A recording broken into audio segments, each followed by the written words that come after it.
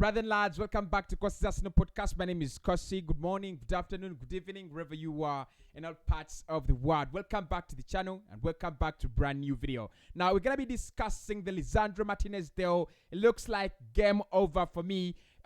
Arsenal, however much we try to hang on in there, Sky Sports have reported that Man United are in advanced negotiations with Lisandro Martinez. Arsenal still very keen, still very interested, but it looks like a game over. I'll tell you much about that, but of course Arsenal are now focusing onto the midfield with reports indicating that Arsenal want to sign Yuri Tillemans, their priority, and another midfielder. They're looking at Serge Milickovic-Savic and Ahmad Onana. So we will look at the possibility of Arsenal bringing in two midfielders, two more midfield additions after Fabio Vieira, and then we will see whether it is actually necessary. We've been linked with another very, very highly rated young right winger in Brazil. He's also called Gabriel, but this one is called Gabriel Veron. So Arsenal have been linked with a 19-year-old Gabriel Veron from Palmeiras in Brazil. I'll tell you much about that, and also the fact that we are interested in a young Belgian midfielder, Charles D Catelli, also called CDK. All that and more is going to be coming up in this video. Hit the like button for me, subscribe to the podcast. Let's get this video to 800 likes, and of course if you like the content, let me know in the comments below. But would you love to see more than two midfielders this summer? We've already signed in Fabio Vieira. Would you love to see either Yuri Tillemans and another midfielder, or do you feel Yuri Tillemans just alone would do the deal? Arsenal are not giving up on Yuri Tillemans, but they want more than one addition in that area. Now let's start off with Lisandro Martinez and what is happening. Did I say Charles what? Sky Sports are reporting that there is an argument very, very close between Ajax and Man United for the player, and United are also now in advanced talks and advanced negotiations with Lisandro Martinez. That is according to Sky Sport.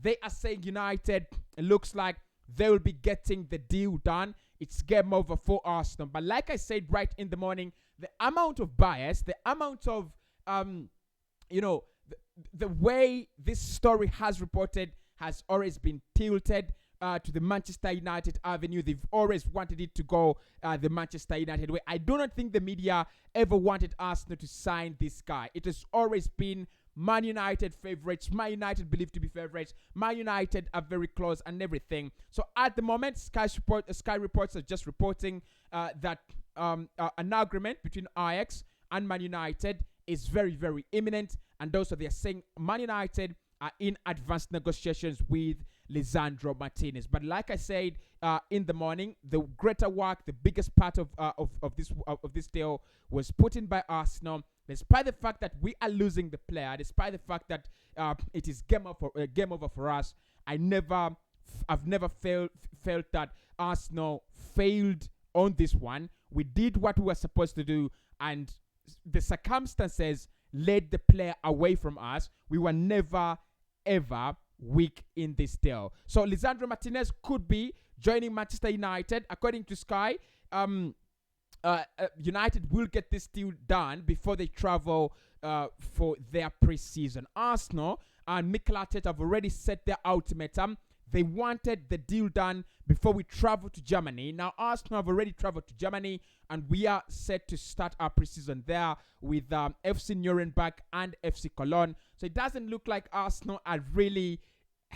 It looks like a game over. I do not want to commit 100% to say it's a game over, but that is one of those deals that I cannot rely on. I cannot report that Arsenal will be getting them done, at least not anymore. We've done everything we could. We got as close as to bidding the same amount of as Manchester United, but the player finally will be going to Man United and not to Arsenal. Now, reports are also indicating that Arsenal are trying to sign two more midfielders this summer and not just one. Now, of course, Yuri Tillemans is our priority. Everybody knows that and everybody understands that. However, it looks like he will not be the only player Arsenal bring in. According to reports, Arsenal will try to bring in Serge Milickovic, who we have already made a bid for. And if that deal fails Arsenal, then we'll try to move on and sign Amadou Onana. Now, I'll try to explain the fact that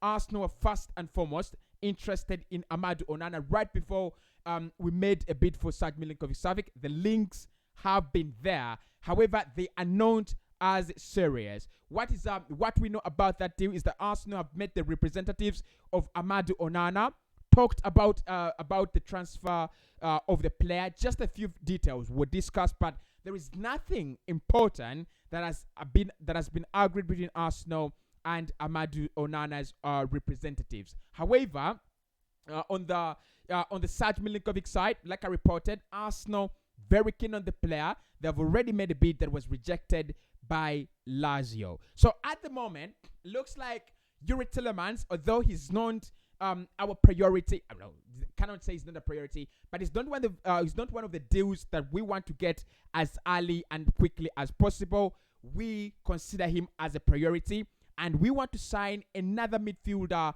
alongside him. In my opinion, that wouldn't really be bad business from Arsenal. We already know that when you sign Youri Tielemans to upgrade on Xhaka could leave this summer. High chances are he will stay, but there is also that kind of window. There is also that kind of opportunity where Xhaka leaves Arsenal this summer. So if Xhaka leaves and we sign in Youri Tielemans, it only makes more sense if Arsenal sign another player in that midfield. Either you sign Serge Milickovic, 27 years of age. I doubt you would bring him in into the team as a backup to Thomas Partey or a backup to Youri Tielemans. It's quite difficult because signing a 65 million euro player just to back up Youri Tielemans, I don't see that happening. So in my opinion, if Arsenal sign Youri Tielemans, if Arsenal still consider Youri Tielemans as a priority, then it is always going to be one player who is not yet, up that level. One player who is going to be, signed as understudy. That's why I have a feeling that the deal around Onana, the deal around Amadou Onana, could be one that Arsenal try to explore and could be one that Arsenal try to look at more seriously. However, Amadou Onana is not really a central midfielder. He predominantly plays as a defensive midfielder.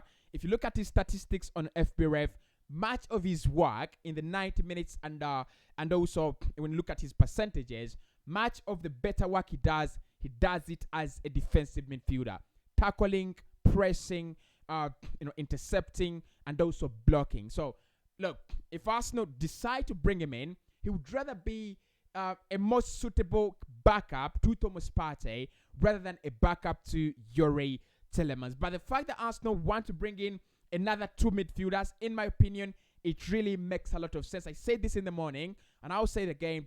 Our midfield really works on, our system really works on the midfield. So you need to have a lot of quality and a lot in terms of quantity as well. And I don't think Arsenal and Mikel Arteta do not know that. I think they know that. That's why you're trying to bring in all those midfield options. I think all those names are actually not a bad shout. Look, Onana could cost Arsenal around 19 million euros.